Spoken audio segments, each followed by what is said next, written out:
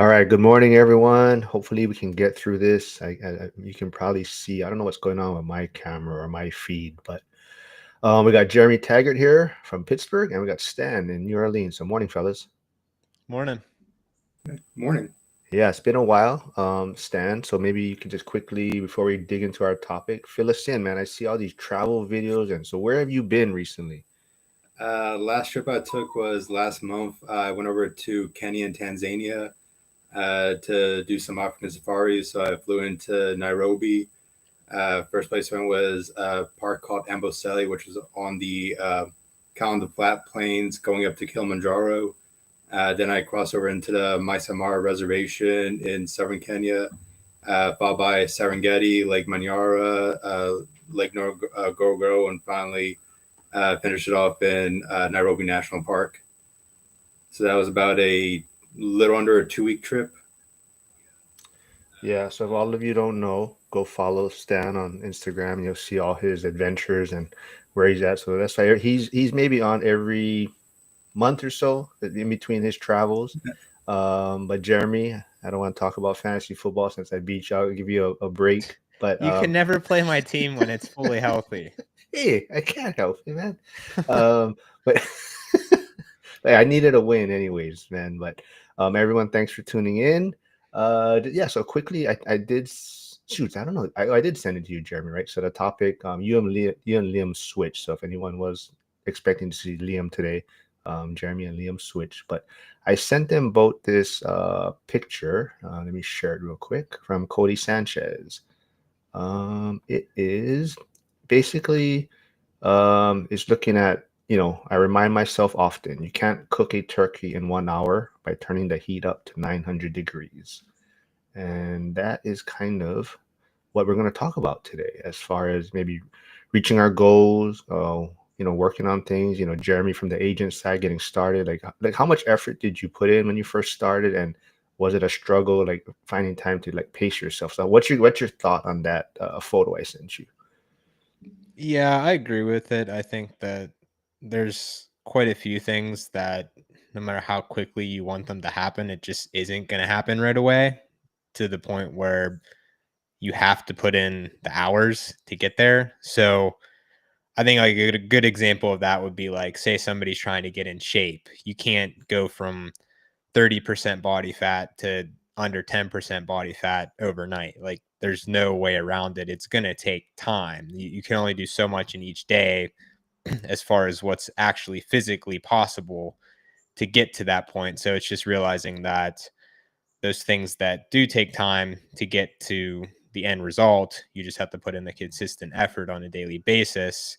That's really the only way around it. There's really no shortcuts with things. And there's so many things that applies to, like physical with getting in shape, building a business, building a rental portfolio. You can do things quicker, but the quicker you do something, the riskier it might be as well. So it's just like you could try to do it quick, but there's so many reasons that you could get sidetracked or not actually end up achieving the goal if you try to do it quicker than the process should take long term. Sorry, what was your thoughts on that, Stan? I was actually going to give the same exact metaphor you that you gave in terms of the gym, where if someone wants to get in shape, it's not very difficult to get in shape at all. It requires eat healthy and go to the gym. You just have to do it over a consistent amount of time. If someone decides they want to lose a lot of weight within a week or two and they go on a crash diet and they kill themselves at the gym for 2 hours, that's going to have a lot less effect than if that same person goes and change their entire lifestyle and consistently eats healthy over months or years and consistently goes to the gym, maybe not as intense, but still goes to the gym consistently over the next couple months or years. There's going to be a lot more sustained results doing it that method. Uh, Same thing with starting a business, same thing with rentals, same thing with any kind of investment. Where if someone begins investing, you're not going to be able to, unless you have a whole lot of money set aside already, you're not going to be able to go from no investment portfolio to a $1 million investment portfolio over a month or two. It's going to require sustained investment, consistent investment, getting those steady returns of 10%, 12%, over a couple years before you really start seeing things, that compounding interest really start building that initial amount. So yeah, a lot of things do take a lot of effort over a consistent amount of time, and I do think that people uh, they often don't get to the results because they start getting discouraged by not seeing those results right away, and if they don't see them quick enough, then they get discouraged and decide to go elsewhere. Sorry, I just had to read George Jackson's comment. So, and I was going to agree with him that yes, definitely getting older is not fun. So, those of you that don't know, I am recovering from rotator cuff surgery. So, I've been out of the firehouse for about 5 months right now. But I do see some new people tuning in. So, yeah, George Jackson, Ultra Fire. Ultra Fire looks like he's on the island of Oahu also. He's in Ewa Beach. So, morning. Don't forget to hit the subscribe button. But yes, getting old is not fun, and I think that's part of why um, I kind of want to dig into this topic that Cody Sanchez posted on her page. It's kind of, you know, it's hard, when you feel like things aren't moving as quickly as you would like, right? So I think someone commented on that picture. They said it's a psychological war you fight with yourself during the long, slow, silent cook. It's trusting the process when you see no visible change, while silencing the voice that screams you're just wasting your time. So I think that's definitely where a lot of us kind of face, right? You hear everyone else doing the long term rentals or even short term, but just you're in it for the long haul. But it's like things aren't progressing as quickly as you would like, and I think that's sometimes where some of us look to pivot or jump into the next shiny object syndrome. Correct. So, like Jeremy, I think I always mention when I talk about you, you're like a 7-time house hacker, right? I mean, how was that seeing that long term vision and sticking with that plan for you? I think looking back, it actually goes quicker than you think. So it's one of those things. If you think in days, it can seem long, but if you think in years or decades, then it actually seems shorter. So I think a big thing for me was from the beginning getting in that frame of mind to think long term and always keep the long term in mind rather than get caught up in the day to day, which is very easy for a lot of people, especially in today's world where there's a lot of instant gratification things that makes it harder to think long term. So, really, just looking back though, like I said, it ends up being quicker, just focusing on the long term and then working backwards from that and figuring out what you do need to do on a daily basis consistently, knowing that if you do that, you will end up where you want to be in the long term just by not getting caught up in the shiny object syndrome and bouncing back and forth between different things. Or even if you're trying to expedite something, you could end up like the turkey and be burnt. It's very easy to get burnt if you try to go on a crash diet or try to build, say, a rental portfolio of 1,000 units within like a year or so. There's a high likelihood that you're going to get burned as well. Or even with investing in, say, the stock market, index funds, slow and steady, 10 to 12% long term. You're trying to do like, say, meme stocks or something a lot more risky, you might get there, but there's a high likelihood you won't and you'll get burned as well. So just kind of thinking in that frame of mind, it's from a risk adjusted standpoint, it's better to go the long game, do the things you need to do, and end up at the position you want to be in after a decade or two. Great points. And even like Stan, I know, you're in the short-term rental space somewhat, and everyone out there is always saying, Airbnb is dead, short-term rentals are dead, but you're kind of like doubling down in a sense where you're kind of niching down and this is your strategy and you're becoming like the elite in your space, right? So you're also it's for you, you're not pivoting, right? Just because the market is changing. You're kind of Yeah, doubling down with your strategy and looking at it from the long haul, right? absolutely. Right now, we only have one short-term rental. So we have 8 long-term rentals, one short-term. Uh, right now, yeah, it's definitely more competitive to be a short-term rental. Uh, I was actually just looking at our revenue for this year. It's going to be a little bit less on pace compared to last year, but it was still pretty solid revenue. But it's still all about thinking about the long term. Even if we're not getting the same amount of revenue and bookings right now compared to last couple of years when the revenue is more easy to come by, We're still learning our lessons. We're still building our reviews. We're still building our clientele list. We're still taking the good months with the bad months. So we're still learning as we're going with this. So even if this year is not as ideal as we would like, we just recoup, learn lessons, and get ready to launch into next year and see if we can somehow build or think of new strategies to still do well next year. A lot of times it's progress. It's not going to be a slow, steady upwards trajectory. There's going to be dips and valleys. You could have a couple good years, then you can have a couple bad years. You just have to learn and keep going on with your strategy. I can't remember who the quote comes from, and I'm going to paraphrase this, so sorry if it's not a direct quote. But success is the process of going from failure to failure without the loss of motivation, where you just have to accept that as you're progressing, it's not always going to be a steady path. It's not always going to be easy. You just have to accept that there are going to be challenges. And you have to come up with the mindset of you're here to meet those challenges and learn from those challenges. Even if those challenges cost you money, that money is going towards a lesson that you're learning. Ultra Fire, thanks for stopping by. I see you got to head out, but you were asking if like gold and silver was like asset class. Do you guys invest in precious metals or anything else? No, strictly index funds, pretty conservative investments on the stock market, and real estate are this is the main thing I'm investing in right now. Yeah, I think for me, I think it's a great asset class. It's just, like you guys, there's so many asset classes out there. It's you can't be in every one. I think that's what some people struggle with is they're in too many different places. And I think for us, as you kind of notice, we're all kind of niched into our own. Um, Real estate is probably our primary, I would say, as far as our investing class. But within that, we're doing different strategies in a sense.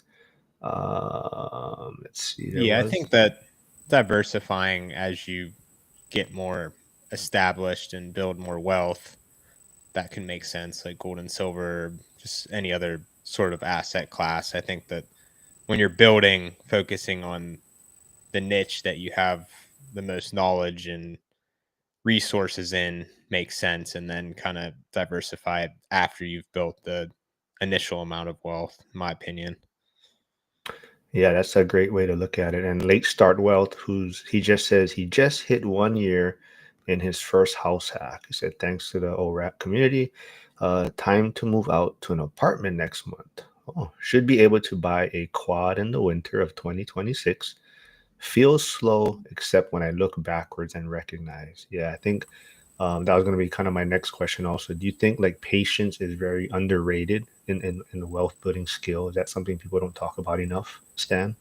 Oh, it's absolutely crucial. Like if I'm looking at where I'm at right now, maybe there's more I want to achieve, but if I look at where I am now compared to the position I was 5 years ago, then it's night and day comparison. Right now, I've got not just from the financial revenue side of it, but also from the knowledge point of it.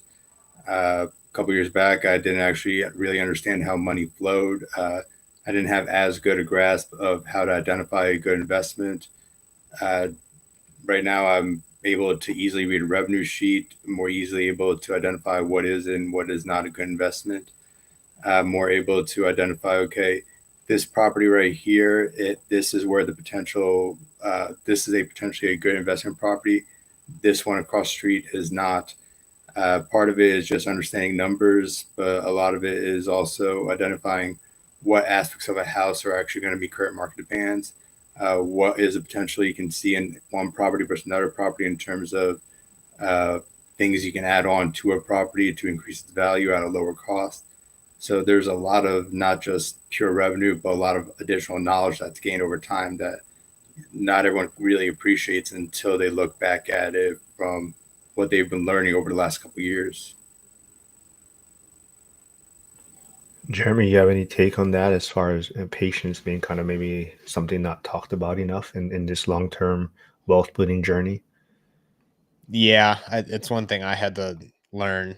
I was very impatient when I was kind of in high school and college, and I realized it was a valuable skill to kind of acquire to have success long term with anything really. So I think it's the more patient you can be, the better off you'll be being able to kind of channel that and use it to your advantage. Stan, do you have something you can share? Like, was there a time you tried to shortcut success and it backfired on you? I honestly can't think of anything off the top of my head that I would call a shortcut. Every strategy I had was always with a long-term vision in mind. To some extent, maybe I can kind of say that the short-term rental was a somewhat of attempt at a shortcut, because at the time I was buying it, was when the short-term rental market was exceptionally hot. There people, all you have to do is have a spare bedroom and you can make a fair amount of money off of it.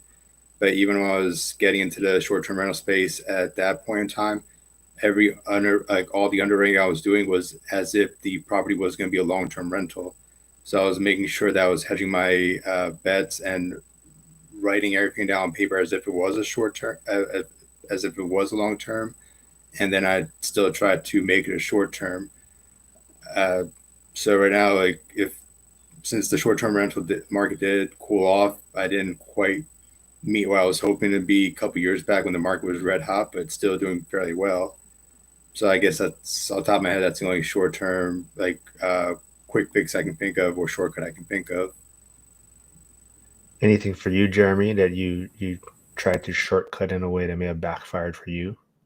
Yeah, a couple things come to mind. I would say physically, like back when I was doing powerlifting, I would try to do too much in a short period of time, contrary to what you actually should do, and I would end up hurting myself. So it backfired from the standpoint that I did too much, pushed myself too hard, and then I ended up getting hurt, and then I couldn't train for a while. Whereas if I would have just done a lower amount of volume over a longer period of time, I would have ended up ahead in the long run instead of trying to make it quicker. And then same thing I would say on the investing and business side, taking on too much at one time to the point where it didn't necessarily backfire on me monetarily, but mentally it did, to the point where I didn't even need to kind of go that quickly with some of the things. And I ended up regretting it because I was a lot more stressed than I maybe needed to be, to the point where I still figured it out and got the stuff done. But in the long run, those short term, high stress situations I could have prevented from actually even being in those situations in the first place by just kind of doing things more slow and steady, and still be able to kind of end up in the same spots in the long run. So those would be kind of the two things that come to mind for me as far as trying to do things quicker and it coming back to haunt me basically in different ways. Yeah, so even like I think it was last week, I had Cody Davis on and Brandon Potts, and we are kind of talking about ethics or being ethical in certain things that you're doing. And I think that also comes down to, like, whatever your long-term vision is, you possibly could do it quicker, or there might be a shortcut or faster way, but are you also compromising your method, maybe, or your long-term method, or your original vision on how you want to do things? And even ethically, are you going to compromise something in that sense, right? So I think that's the struggle too, is balancing that standpoint, right? Because I think once you start doing it, you do realize there's ways that you could probably get it done in a quicker time frame. But what are you willing to push the envelope, in a sense, right? Yeah, there's Um, always a give and take with everything.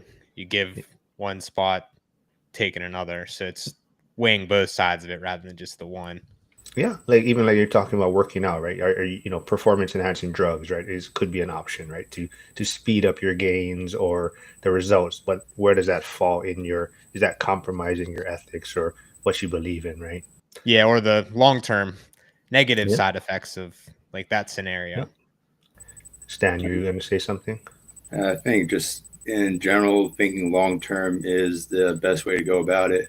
I think one of the things that often gets overlooked is whenever you're thinking long term, there's always going to be like short term things that are going to cause discomfort or pain that are required in order to make those long term achievements. Like going back to the uh, metaphor of the gym, It's if my options are I can sit on the couch and watch another movie, or I can go to the gym. Obviously, sitting on the couch is going to be much easier, require less energy. Going to the gym, it's not always an enjoyable process. It requires you get out the house, you walk over, you put in a lot of work to do a workout. You're not going to wake up the next morning completely changed. It's just a matter of you going through the process of doing it. And over the long term, you're going to be healthy overall. But there's still that initial short term getting off the couch and putting yourself in a less comfortable position in order to achieve the long term results of getting into better shape. Same thing when it comes to investing. If someone's choosing to contribute to a 401k, contribute to a Roth IRA, or contribute just to a private investment account, if they're doing it consistently, that means that every single month they are voluntarily giving up $500, $600, $1,000 out of the revenue they made for the month and setting it aside as an investment. So you're intentionally making your life harder at that month by depriving yourself of a certain amount of revenue that you earned in order to build up an investment portfolio that's going to grow over time and be a larger benefit to you 40 years down the road. But there is still that initial discomfort that you need to be willing to accept and keep thinking long term of, yes, I'm intentionally making myself less comfortable today so that tomorrow will be more comfortable. Like I said, there is Taggart Team PGH's Instagram page. So if you want to connect with Jeremy, learn more about the Pittsburgh market, go reach out to him. Like I said, Jack just had a in-person meetup event in Pittsburgh, and Jeremy was very gracious to jump on the bus and show people areas, talk about a lot of the areas that possibly people are going to invest in, what to look out for. And there is Stan's Instagram page. And if you want to see where he's been traveling and all his adventures, but go check that out. But quickly, Jeremy, how was the event? What did you think of that? It was good. I think very helpful for people coming into town because they got to see all the different areas and meet up and meet everybody in person. And Jack had some speakers as well that gave some good information. So yeah, I think it was good overall as far as giving people a better perspective in general on the Pittsburgh market and investing here for sure. Yeah, I think everyone enjoyed it. Yeah, Jasek, who also went to the event from Jersey, said tons of knowledge from Jeremy. Hopefully, Jeremy, you didn't hang out with the Butler night crew. Jasek folks went to the area late at night, check it out. But they had some fun there. But I think that's the area they really like. So they're actually looking at that area. But I want to kind of maybe let's see. Hyder says motivation fades, discipline is steadfast. Discipline is greater than motivation. Yes, very great point. So I want to do a little maybe pushback on patience and whatnot. How do you know when it's not being procrastination? Like when, because sometimes speed does win, right? So even Jeremy from like the agent side, sometimes maybe you present clients with a deal and they're taking not necessarily taking their time, but they're trying to run the numbers and kind of evaluate things, when sometimes just like you just got to know if it makes sense and pull the trigger, right? So when is it kind of a, like you said, how do you balance that if it's being detrimental, I guess, to your goals? Yeah, it's learning where you need to be quick and where you need to have patience. So it's an acquired skill, but like you said, it can come back to haunt you if you aren't quick on certain things because you need to be quick on certain things. So I think it's just like figuring out which category it's in, whether it's something that you need to be quick or not quick, and then making sure to kind of cater to that because it's not a one size fits all. You kind of have to figure out on an individual basis where you need to kind of be faster or not. And like for me, like I did things pretty quick, especially from like an investing and agent standpoint, but it was kind of like a calculated quickness to the point where I was quicker than a lot of other people might have done it, but without being reckless as well. So just kind of figuring that out along the way. It's super important to kind of categorize those rather than just saying it's the same thing I for like everything. that, reckless. Yeah, Stan, what do you think about that? I think depends on the category, but if we're talking about investing or specifically purchasing a investment property, you should already have a good idea of what your buy box is. Like you should have an idea of what is your price range, what kind of property do you want, what area do you want. You should have a fairly good idea of what you're looking for as an investment property. And if a property is presented to you and you look through it, you run your numbers check out, the property itself falls within your buy box, and then you decide to wait on top of that, I think that's where the procrastination comes in. Where if you tell the world, hey, I want X, Y, and Z, X, Y, Z is directly presented to you on a platter, and then you're still thinking it over or hesitating, I think that's where the procrastination comes. If you know what you want and it's being given to you, it's time to accept it. Yeah, I think the other pushback is I think I've seen this photo or something on this quite a bit, but what's your guys' thoughts on if someone is like you're saying it kind of is based on the situation, but would you tell someone like maybe doing a startup or starting up a business, right? Have that kind of cook at 350-degree mentality, or or you think for someone doing a startup, they'd have to go in it with the I'm going 1 hour at 900 degrees, full steam ahead, get this thing going, and then we can bake at 350 or something. So do you think, like I know Jeremy touched on, it kind of depends on the situation, right? So I've never heard someone really pushing back against this too much. Yeah, I think with anything, there's kind of that grind phase, so to speak. So I know for me, I was putting in a lot of hours at the beginning when I was building more so than now, but knowing that it was a short term scenario to the point where I wasn't going to be like that long term. So same thing there. It's context dependent. It's not the same approach the entire way, but with anything too, I think there should be a short term period where you are putting in more work or more time to kind of get the thing rolling like a train when you're getting it started up. Once you kind of get it, takes a lot more to get it moving, but once you're moving, then you can kind of lay off the gas pedal a little bit from that standpoint. But I think that it is important at the beginning to kind of build that momentum. And with anything, the gym, investing, business, it's that first initial period, in my What opinion. about you, Stan? I think there's definitely, especially if you're starting up a business at the very beginning, there's definitely going to be a large requirement to really go all out and put a substantial amount of effort into it at the very beginning. You still have to just the need to get that initial revenue going simply so you can pay your personnel, so you can meet your expenses. It takes a lot of energy, a lot of creativity, a lot of forethought to really get a business going from nothing into something that's resembling an actual business. But once you have a business built up, once you start putting the systems in place to make it self-sustaining, then I think you can kind of ease off the gas a little bit and kind of still look over it, but you don't have to go quite as hard. But the important thing is to actually get the systems in place and identify the systems. For example, like what makes up a good client, what makes up a good hire if you're trying to bring in someone in a position. Simply getting that mindset and getting that down on paper is very, very important at the beginning and does take a whole lot of effort, whole lot of learning very quickly. I see Brian tuning in and Charles McCune and Bill all fired up. So thanks for tuning in. But Brian does have a question. Hmm. Speaking of the long-term perspective, how do you forecast rental profits over time? If I have one making 2 to 3K today, pure profit, is there a rule of thumb for how that will grow over, say, 5 years?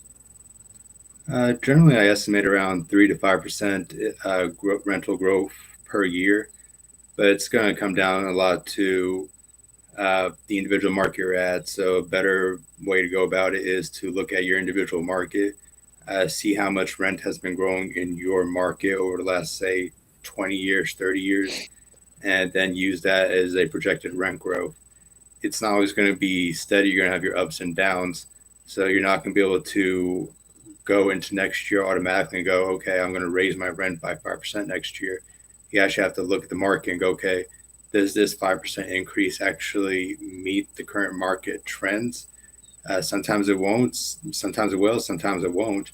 There's going to be times where the actual market rate for rent goes down. You have to take that into account as well. If you're looking at your comps, you're looking at your competitors, and last year you were charging $2,000, but all of a sudden rent this year seems to be $1,800 for something in your area. Yeah, it's gonna suck because you're gonna lose revenue, but you are going to lower your price down to whatever the market is. Over the long term, I think it's going to balance out. But whenever anyone says we're expecting 5% growth in the rental market, that doesn't mean steady 5% growth every year like clockwork. That means that you'll have some bad years like this year where maybe it's going to be a 5 or 10% drop, but then you have 2022 where rent went up by 10 or 20 or 30%. So overall, it's going to simply average out, but you still have to look at the actual market and make sure that whatever you're charging is in line with the market. Jeremy, any takes from you? Because I know Brian is one of your clients, so maybe he's trying to pick your brain a little bit on this. Yeah, in terms of rentals, I think it depends on the specific neighborhood and the specific property. So, say a C class area where it's mostly lower income tenants, maybe it's a neighborhood that's a little farther from the major job centers. Something like that, I would budget less on rent growth, appreciation compared to, say, an area that's in the city. It's already decently established, but it's kind of gentrifying to the point where it's going to turn into a well-established neighborhood just because you're seeing a lot of investment in that specific neighborhood. That I would say would be kind of above average in terms of rent growth and appreciation. Whereas, say you're already in an established neighborhood, that might be less risk, but you're going to get that steady 3-4% in both appreciation and rent growth. So I would say those would be the three, is kind of the low end, the high end, and then the middle ground, the up and coming neighborhoods, which I like a lot as well, because it's kind of like you can get into a neighborhood where that it's already kind of got that momentum going. You can get above average growth by getting into that neighborhood now, knowing that there's still a little bit of risk. The neighborhood might go backwards, but you've seen enough to the point where it's a pretty good bet to make at that point in time. So it kind of depends. Like my own portfolio, I have the low end, I have the high end, and then I also have the middle ground. So something like that, if I were to have to kind of guess on the growth rates for those, then that's kind of how I would approach it. And then in terms of, say, amortization, principal pay down, that's going to get better over time, because say you have a 30-year fixed rate loan, you're getting more principal pay down in year 5 than you are in year 1. And that's something you actually can put an exact number on. So those would be the kind of the three big things as far as rentals getting better over time: is the amortization, principal pay down, the rent growth, and the appreciation.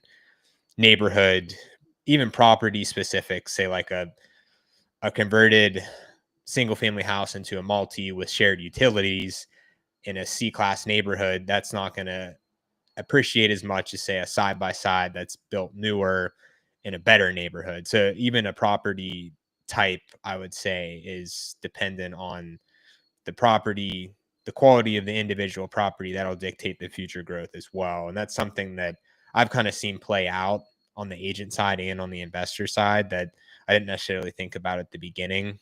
I was more so just looking at like the day one cash flow, but now I factor in those long-term potential upsides for all of that I just mentioned in my own investments and advising clients as well. Great advice. So Josh Burdick is asking, what market is Stan in? In Louisiana, I've got a couple properties in Lafayette, Louisiana, which is kind of a smaller town in Cajun country around central Louisiana. And then I've got properties in / units in the New Orleans proper area.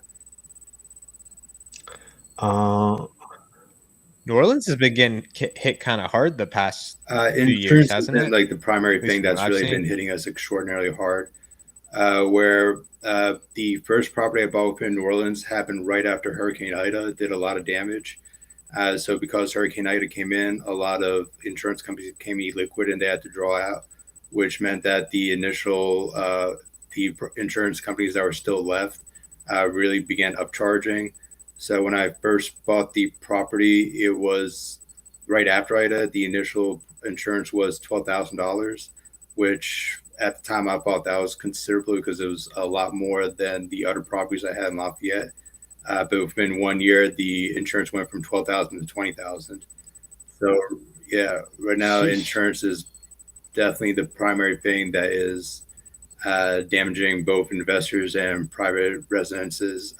Primary residentials here within New Orleans is all properties are really getting a high uptick in insurance costs. That's crazy. Yeah, I could think that, say somebody buys even a primary residence that's kind of at the Yep. top of their debt to income budget, and then that their insurance doubles, they can't afford that anymore. So they're probably selling the property because they just flat Oh, out absolutely. can't afford the payments. And with insurance, having the insurance go up by 10,000 is a lot more substantial than a home cost going up by 10,000. That $10,000, if you're getting it financed, is going to be amortized over 30 years. Insurance going up means the cost going to get amortized over 12 months right away. Yeah. So you crazy. can having a house go up by $10,000. That means that you're going to be paying maybe an extra $100 over that 30 years.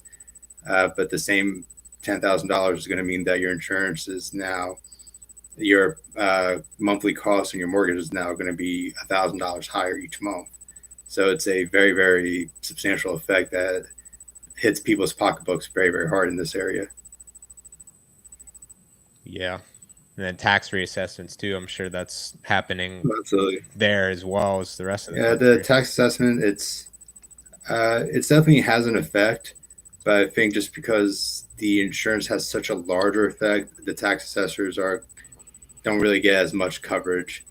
It's if people are comparing, oh yeah, my tax bill went up $100 for the year, compared to my insurance went up by $10,000 for a year. One's definitely going to have a lot more spotlight on it than the other. Yeah. Brian kind of follows up with, I think the hard thing to think about is right now with 2K, I need 50 to 100 units, which is daunting. Don't think about it as needing 50 to 100 units. Think about it as what is your next property that you want to get. Like, is the next property you want going to be a commercial multifamily with 10 units? Is the next one going to be 4 units? Just kind of worry about one property at a time. And then when you look back at 10, 20 years from now, then you can start judging, okay, did I get the amount of units that I wanted? But the primary goal should always be like focus on whatever the next task ahead of you is. Focus on the next goal, just like we were talking about earlier with any kind of investing or working out. Like, don't focus on losing 30 pounds or being able to lift an extra 100 pounds on your bench press. Focus on the next time you're going to the gym and getting the correct workout at that next gym session. Worry about the goals, like worry about the task in front of you rather than directly worrying about the tasks that are going to be 20 years from now. Definitely set in place ideas and process to get you to the 20-year mark, but always keep an eye on the task in front of you and just keep building on it. But is he saying he needs so 50 units making 2K each a month? So like 100K a month? I don't know. Might have to clarify this later, but 100K a month, that's not bad revenue at all if you can get to there. Well, yeah, that's what I'm saying. it. Yeah, but that, I mean, shit, I don't know. You're balling, I guess, every month. I mean, I don't know what kind of lifestyle you're living, but you got to keep up with the Kardashians. Oh man. But Charles McCune does have a great point here. He says the more you are comfortable in your knowledge, the quicker you can act up or down. And I think I was listening to a podcast yesterday, Graham Stephan, the Iced Coffee Hour. I forgot who his guest was. His guest was a realtor, I think, but I guess he, yeah, the yeah. Oppenheimer guy? He had a TV show. They had a, I think he's one of the owners yeah, but I of the think brokerage. But yeah, that's what that Selling Sunset TV show was. Yes, was I found that brokerage. interesting because he was basically saying, not that he's saying billionaires and are dumb or anything, but he's saying there's not that much that separates them. There's a lot of it just being in the right place at the right time, and pretty much just taking action, right? And I think that's the simplified version of it. And it was a very interesting conversation, and I really like how he talks about kind of like he uses money to relieve stress in his life, right? Like paying for, whether it's paying for delivery service of food, whether it's paying for or whatever, but it's basically there to take away stress from his life. And he doesn't think of it like I'm like, he says like, well, when I get a contractor to do a bid, he's like, I'm not fighting over the price on it. Like, if it's $400, I look at it as I'm giving this contractor a tip, and who's going to have more happiness from that money? Is it me or the contractor, right? And then Graham Stephane's like, no, I'm like trying to nickel and dime and go back and forth, and it's causing him Of course stress he at is. night, right? He gets this bid and he starts breaking it down, and he starts like, why is it this much? And but the other guy's just like, I look at it, if it seems fairly reasonable, he's like, I'm gonna pay it, and it's stress free for me, and that's kind of his approach to life. So I found that to be a very interesting conversation between them. With me, I always have it in the back of my mind where money is never the goal. Like, what can that money do for you? That is like the actual end goal. If all I'm doing here is trying to accumulate a larger and larger bank account, all I'm going to wind up with is a bank vault filled with little green piece of paper with dead people on them. Like, money on its own is nothing at all. It's what are you able to use that money for to improve your actual life? Are you able to use that money to send your kids to a better school? Are you able to use that money to go out to a nice restaurant to treat your family? Are you able to use that money to see the world? Are you able to use that money to actual bring yourself happiness at some point? I think that's for me. That's always the goal: is what is this like? What is this money actually for? Yeah, but like I said, if you have a chance, go check out that interview. I think it was super interesting. It makes you think, like, even like maybe you are paying a little bit more for a contractor sometimes or whatnot, but like he looks at it from the stress-free standpoint of it, and he looks at it like, who's going to have more happiness from this? Maybe $300 or whatever, right? Is it me or the contractor, right? Like, so he's almost looking at it like, I'm giving this contractor some money to take his wife out or go on a date or something, right? So I like that point. Yeah, That's his form of yeah. charity. the contractor that works for us, anytime he does a big job, I give him an additional tip over like above what he actually quoted me.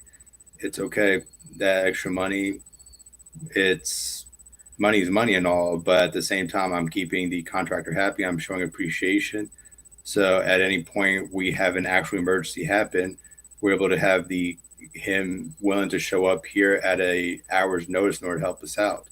So that balances out tremendously in the long run. It's having someone in your corner and having someone that's willing to do that work for you, say the day before a large Airbnb booking, where I like the comfort of knowing that if we have a $10,000 booking coming up, if something turns out to be wrong on the night before, I've got someone that I can call that I know is going to be able to do the repairs solidly and quickly in order to make sure I don't lose out on that revenue. Yeah, and like you said, it's trying to provide stress free for yourself, right? So like you're saying, if you have something that comes up, you need work done, a booking, and you need work, and you call this guy, and they're willing to help because you pay them. You know what? They don't nickel and dime them. You actually tip them, and it's like it's providing you with peace of mind and not having to chase down a contractor or deal with the stress that may come along with it. Um, so Brian clarifies it's not a month, it's annual. So okay, that makes a lot more sense. Hyder says, when I submit a bid, it's all things considered, bunk rate. If I'm asked to itemize, the price goes up to compensate for possible loss of tasks and increased workload.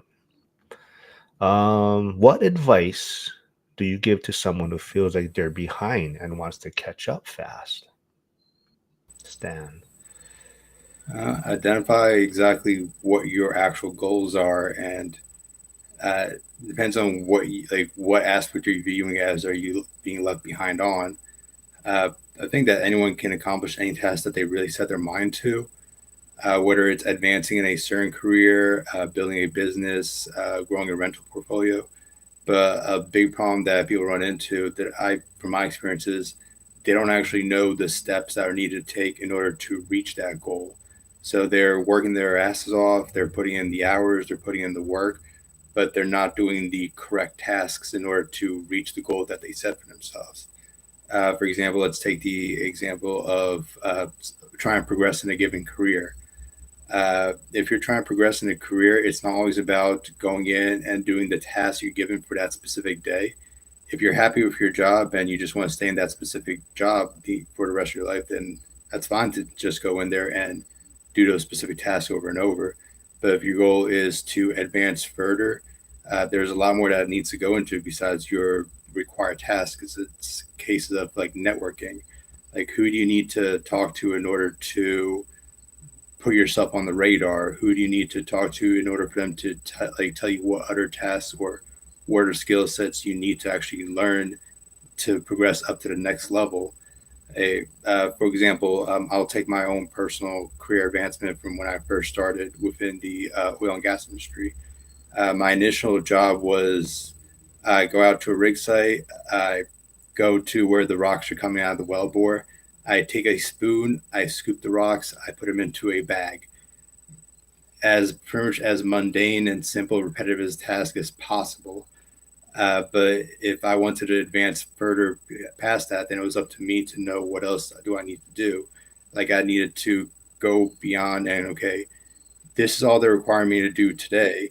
But once these tasks are done, like I need to learn this computer system. I need to know what people are watching when they're drilling. I need to know what are people looking for these rocks. I need to make the connections in order to know who to call in specific scenarios when I'm in a in the on the site. And knowing all these additional tasks, this additional networking, this additional knowledge is what allowed me to progress from that initial job up through the corporate ladder and keep progressing upwards and take on additional responsibility, take on additional roles, which comes with additional revenue. So a lot of it is simply identifying what is your goal and then identifying the correct tasks needed to achieve that goal. All right, so I'll let Stan think about Josh's question. So Jeremy, what habits or routines help you stay consistent when the results aren't showing up right away? Um, for me, some of the big ones I would say are just doing the things you need to do a little bit each day. So, like, I always make sure I read each day for, say, at least a half hour without missing.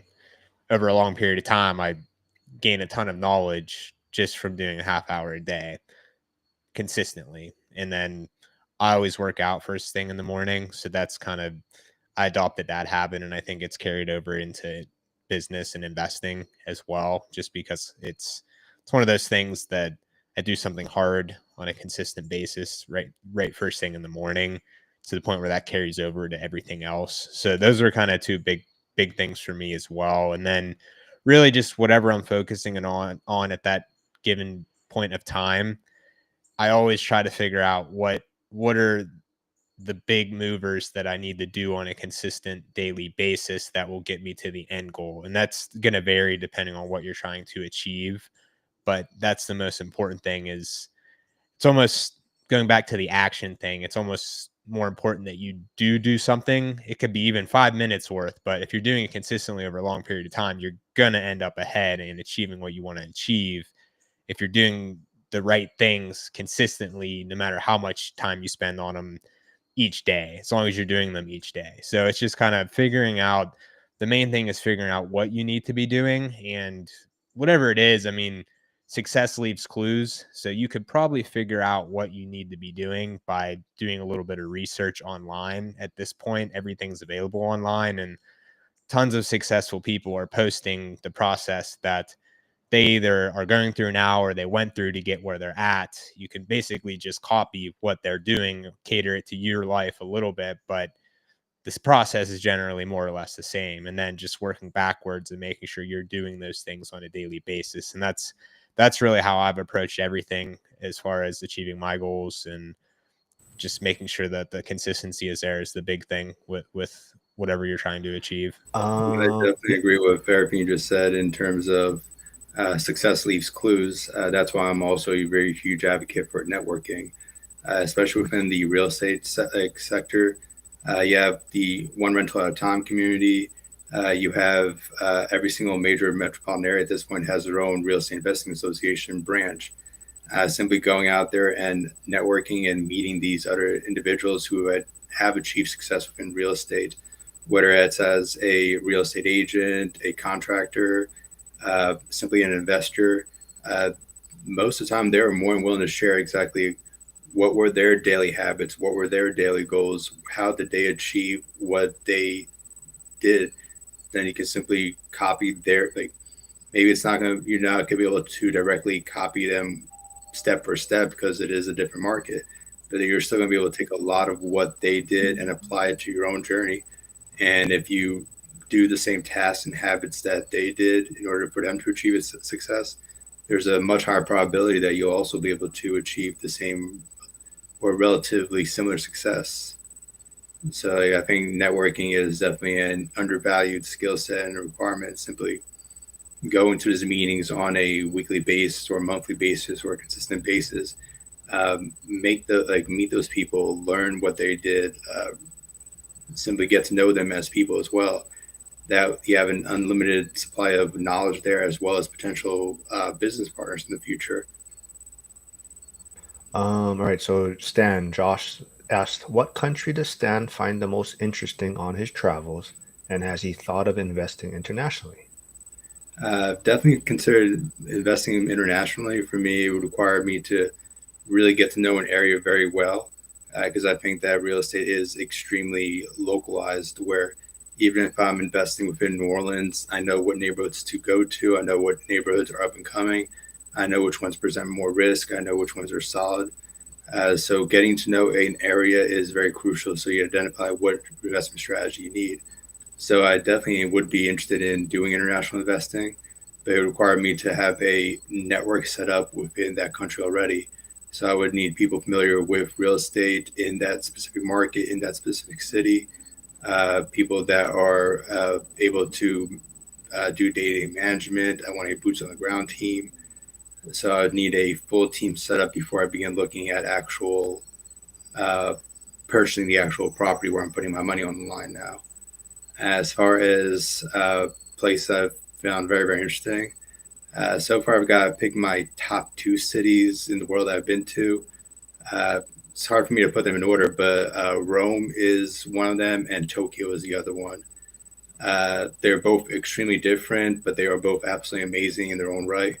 Like when you go into Rome, you're simply wandering the streets, and like every 10 yards you walk, it's another historic building.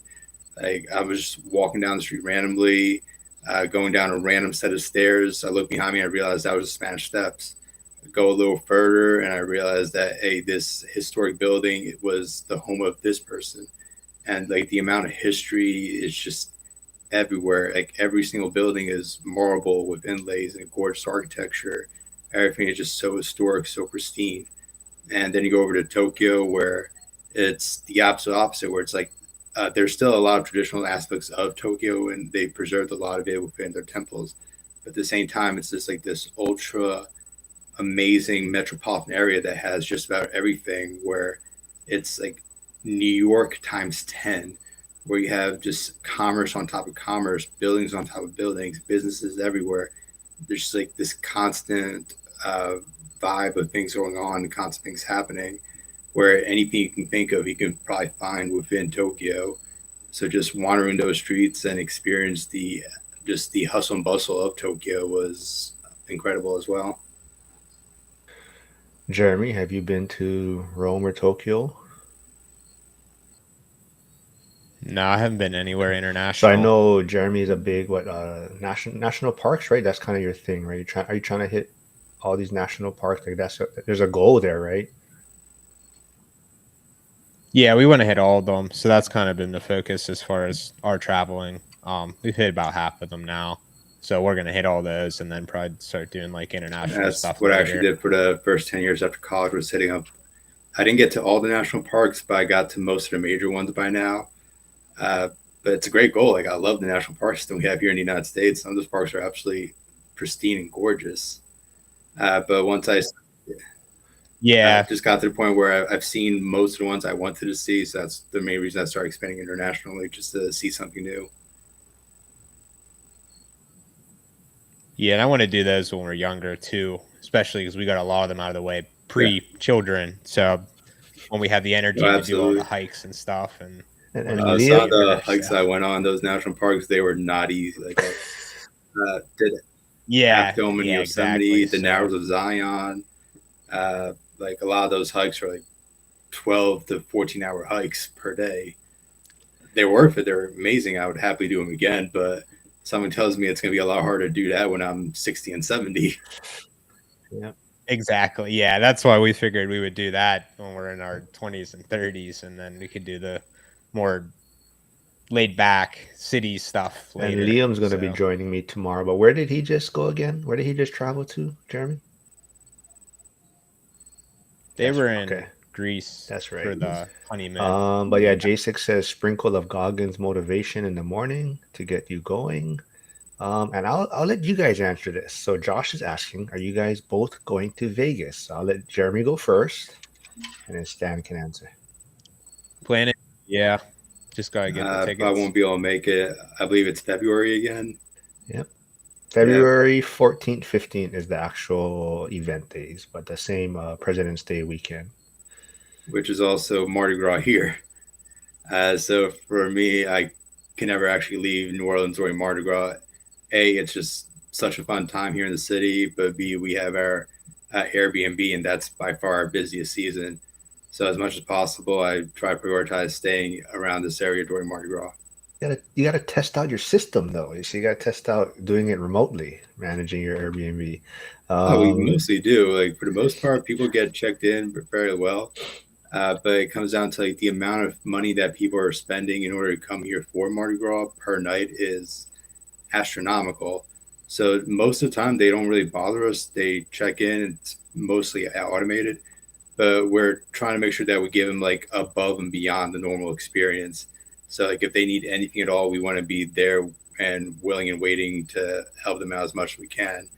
Like they're probably spending, like I don't want to get into the actual per night basis, but it's a hefty amount per night.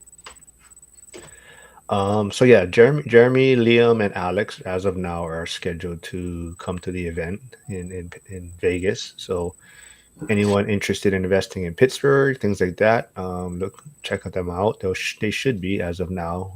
I think Jeremy may not because he's expecting a child at the end of the year, I believe. So I have a feeling Jeremy's going to be on the fence if he actually comes. That's got what the I'm saying permission as of now. so Hormones barring, change. yeah, you never know. But Hyder does say he's scheduled for lunch with his pops and also city council meeting tonight. Both are to move Safe Streets now forward. Yes, so something Hyder is working on. So awesome job. And also Hyder's also working on like seller finance possibly.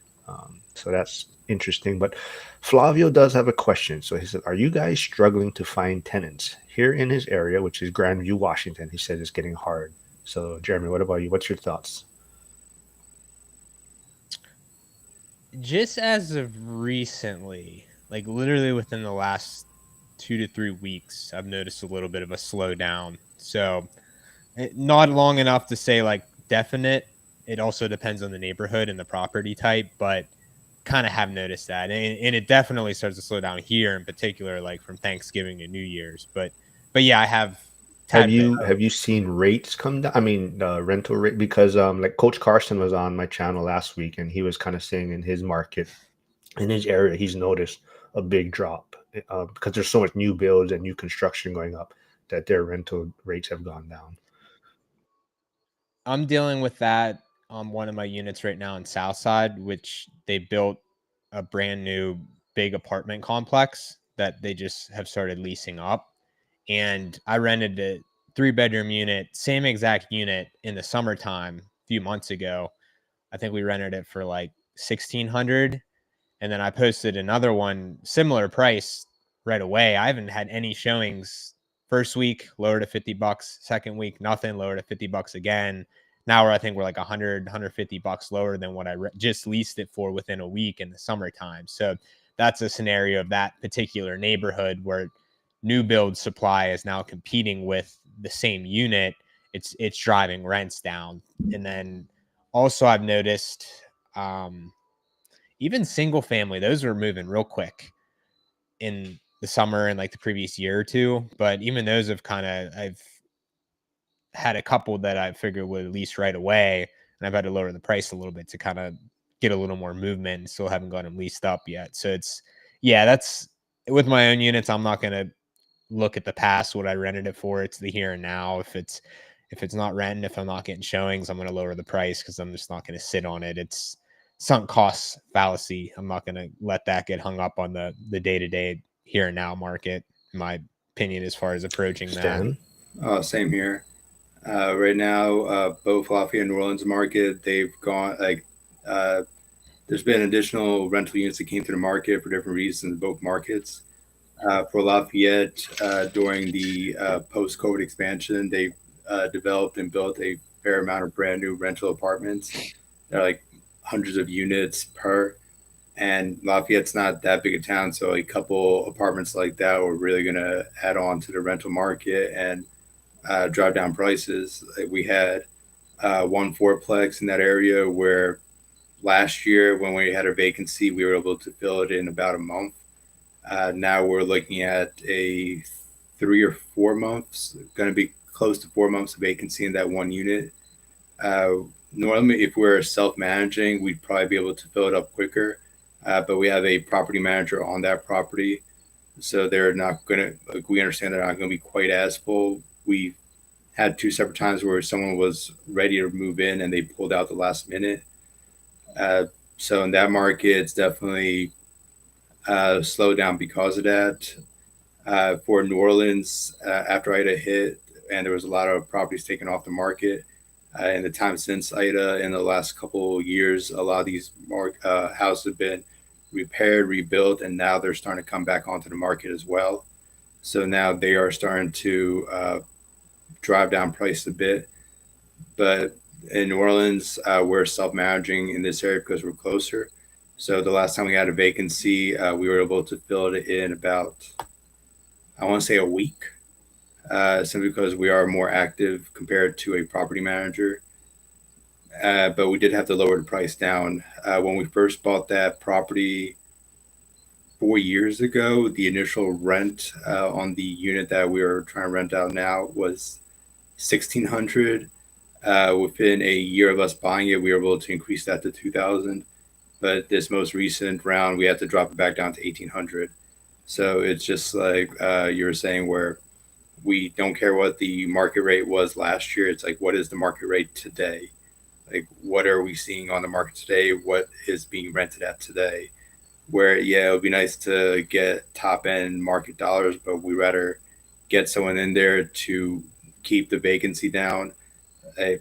2 months of vacancy or 3 months of vacancy is going to cost a lot more than having rent be $100 higher for that time.